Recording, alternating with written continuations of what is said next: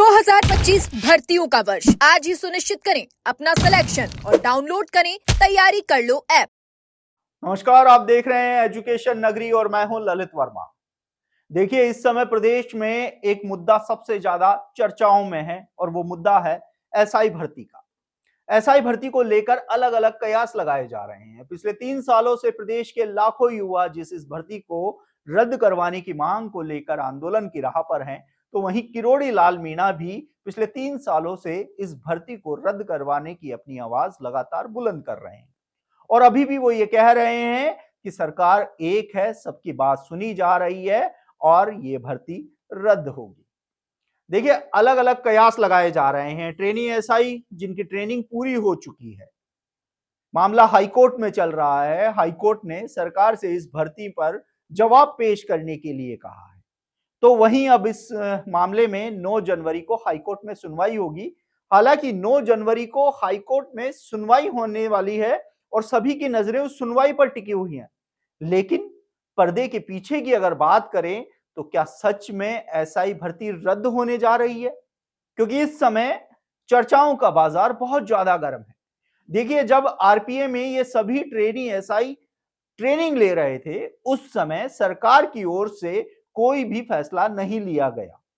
18 नवंबर को हाईकोर्ट में सुनवाई हुई और हाईकोर्ट ने 2 सप्ताह में जो सरकार है उससे ये कहा था कि वह 2 सप्ताह में इस भर्ती के भाग्य पर फैसला लेते हुए अपनी रिपोर्ट हाईकोर्ट में सौंपे। लेकिन उस समय आरपीए में ट्रेनिंग चल रही थी, सभी ट्रेनी एसआई एक जगह थे। 31 दिसंबर को एक आदेश जारी होता है और उस आदेश में यह कहा जाता है कि ट्रेनी एसआई को व्यवहारिक प्रशिक्षण के लिए उनके आवंटित जिलों में भेजा जाए। हालांकि पुलिस विभाग के इस आदेश को भी हाईकोर्ट में प्रार्थना पत्र लगाते हुए चुनौती दी गई है। लेकिन अब सिक्के के दूसरे पहलू की बात करें। इस समय चर्चाओं का सबसे ज्यादा जो बाजार गर्म है वो ये है क्योंकि एसओजी और मंत्रिमंडलीय कमेटी के द्वारा जो रिपोर्ट सौंपी गई है उस पर सीएम भजनलाल शर्मा को अंतिम फैसला लेना है। अब सीएम भजनलाल शर्मा अभी तक फैसला क्यों नहीं ले पाए?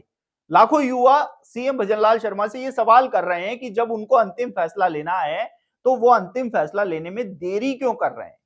तो क्या इस देरी की वजह यह है कि ट्रेनी एसआईओ को अलग अलग जिलों में भेजा जाए, यानी कि उनको टुकड़ों में बांट दिया जाए? अभी तक सभी ट्रेनी एसआई आरपीए में ट्रेनिंग कर रहे थे। ट्रेनिंग के दौरान यदि सरकार कोई फैसला लेती तो सभी लोग एक जगह इकट्ठे थे। एक बड़े आंदोलन की जो परिणति थी वो हो सकती थी। कोई भी ऐसा घटनाक्रम हो सकता था जो सरकार के लिए चिंता का विषय बन जाता। ऐसे में देखिए, 31 दिसंबर को एक आदेश जारी होता है कि व्यवहारिक प्रशिक्षण के लिए ट्रेनी एसआईओ को उनके आवंटित जिलों में भेजते हैं और उसके बाद ताबड़तोड़ कार्रवाइयां होती हैं। ट्रेनी एसआई जिनको गिरफ्तार किया गया था उनको निलंबन की कार्रवाई सरकार की ओर से या कहें कि पुलिस विभाग की ओर से शुरू की गई। चाहे वो कोटा रेंज हो, चाहे जयपुर रेंज हो, अजमेर रेंज हो, यहां पर उन ट्रेनी एसआईओ को निलंबित करने की कार्रवाई को अंजाम दिया गया जिनको पुलिस ने गिरफ्तार किया गया। ये गिरफ्तारियां पिछले 11 महीने के समय अलग अलग जो ट्रेनी एसआई थे लगभग 50 उनकी गिरफ्तारी से हुई। और अब अगर बात करें तो लगभग 3 दर्जन से ज्यादा ट्रेनी एसआई को निलंबित कर दिया गया है। तो वहीं दूसरी ओर किरोड़ी लाल मीणा से पिछले दिनों भी जब यह सवाल पूछा गया कि इस भर्ती के भाग्य का फैसला क्या होगा तो उन्होंने चुप्पी साध ली, लेकिन उन्होंने एक शब्द कहा कि हम सब की एक राय है। अब किरोड़ी लाल मीणा कुछ बोले और उसके मायने ना हो तो ये तो हो ही नहीं सकता, क्योंकि जब कैबिनेट की मीटिंग में सरकार की ओर से कोई फैसला नहीं लिया गया था उसके बाद किरोड़ी लाल मीणा ने तेवर दिखाए थे और उन्होंने ये कहा था कि सीएम भजनलाल शर्मा को फैसला लेना है, वो फैसला क्यों नहीं ले पा रहे हैं ये उनकी समझ में नहीं आ रहा। लेकिन अब सब कुछ समझ में आ रहा है। सरकार ये चाहती थी कि पहले ट्रेनी एसआईओ को अलग अलग किया जाए, जब वो अलग अलग हो जाएंगे उसके बाद इस भर्ती पर फैसला लेने में उनको कहीं ना कहीं आसानी होगी। क्योंकि उस समय देखिए, जब तक बटेंगे नहीं तब तक टूटेंगे नहीं, इस तरीके का कुछ फॉर्मूला इस समय राजस्थान में देखने को मिल सकता है। ट्रेनी एसआई अब व्यवहारिक प्रशिक्षण के लिए अपने अपने जिलों में पहुंच चुके हैं। वो वहां पर व्यवहारिक प्रशिक्षण ग्रहण कर रहे हैं, लेकिन सरकार की ओर से या सरकार के किसी भी मंत्री की ओर से इस भर्ती को लेकर लगातार चुप्पी साधी हुई है। जोगाराम पटेल की अगर बात करें, जोगाराम पटेल जिन्होंने ट्रेनी एसआई की जो मंत्रिमंडलीय कमेटी बनी थी, उनका संयोजक जोगाराम पटेल को बनाया था। जोगाराम पटेल ने भी लगातार ये कहा है कि उन्होंने अपनी रिपोर्ट सौंप दी है। तो वहीं एसओजी की ओर से जो चार्जशीट पेश की गई थी, उस चार्जशीट में भी इस भर्ती की सूचिता पर बड़े सवाल खड़े किए थे।